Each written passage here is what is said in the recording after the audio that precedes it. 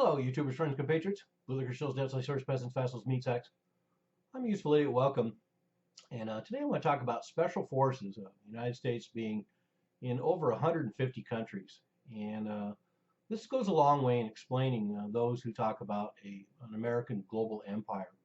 I know there's certain people out there who still chafe at the idea that the American, uh, the United States of America has a global empire, but this goes a long way in explaining why people talk about that.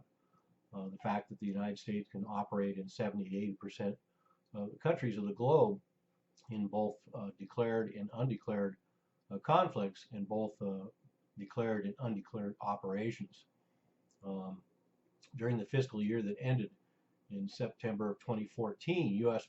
Special Forces have been deployed in 133 countries. So the numbers vary year to year, but within the last 3 years, U.S. Special Forces are confirmed, and comes from the United States government, military, and SOCOM themselves. The U.S. Special Forces have been active in 150 countries around the world. So this isn't a conspiracy theory. These numbers are bragged about by the organization that's actually doing them. And as one would imagine, January 2015, within the first 2 months of 2015, the U.S. had already operated in 105 countries. So it's pretty safe to say that probably in the last year, United States Special Forces have operated in 150 countries if they'd already been in 105 within the first 2 months. And as we know, these special forces are deployed in all sorts of conflicts. They're in the Ukraine, undeclared. They're in both declared and undeclared operations. They're in Syria and Iraq, in both declared and undeclared operations. So there's a mix of operations that are visible in order to help perpetrate the agenda of the United States, but then also the ones that they might have a little more trouble explaining, like the fact that we have special operations commands in places like Libya, Pakistan, Yemen, and Lebanon. So, and of course all over Africa. So we have special forces operating in all these countries all the time that people just aren't even aware of. And to give some perspective too, under Bush, special forces had operated in 60 different countries.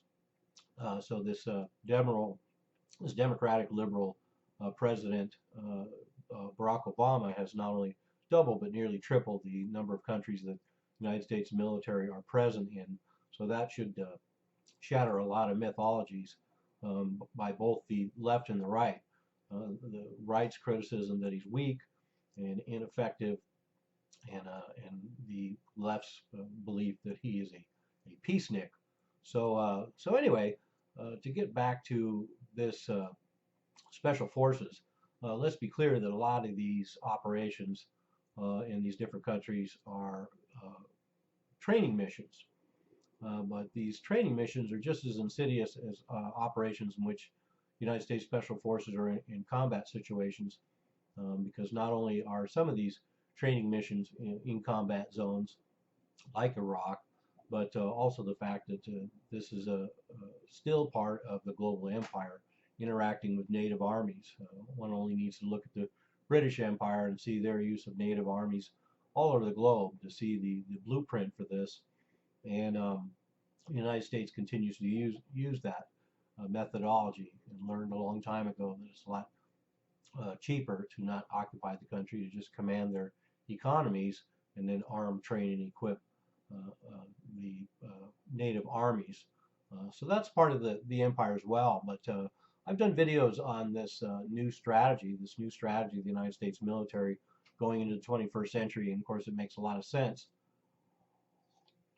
strategically and militarily, and that's the less use of citizen armies and huge logistically awkward armies to take care of conflicts, when it's easier just to have special forces all over the globe working as a global police force.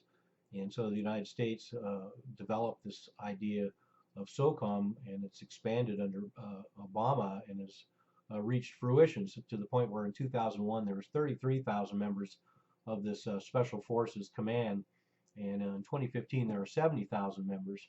and essentially is a central command using special forces from all the different U.S. military branches, which creates a pretty formidable force with the firepower increased exponentially just by expertise. Of course, one of the advantages of the use of special forces, just like the advantages of the use of mercenaries, is there's a low accountability. We can have all these operations all over the globe in illegal zones, in and out of combat zones, in areas where theoretically there is no U.S. presence, and we can operate with impunity and answer to no one. So that's another sign of a global empire. And it'll be this confluence of mercenaries and special forces that will be the future of warfare in the 21st century, because we'll see less of these large conflicts in more of these regional hotspots. And also it's good for business. Keeping these regional conflicts fanning the flames and then feeding the fire is good for business. So that's another part of the component of this.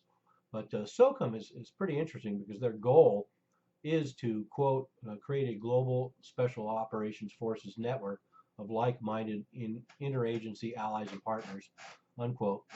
And that goes back to what I said about the idea that the empire is created by going into these other countries. So ostensibly, the United States military presence is there as training, but the U.S. military presence is there, and a framework is set up in all these countries to continue working with them. So they're essentially parts of the empire now.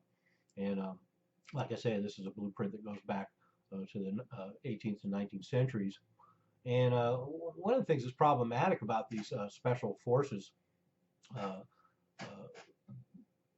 active in all these different countries is a lot of times the operations officers, special forces officers, are embedded in U.S. embassies. So I don't need to remind you that it can be problematic having CIA and special forces and covert operatives operating out of U.S. embassies.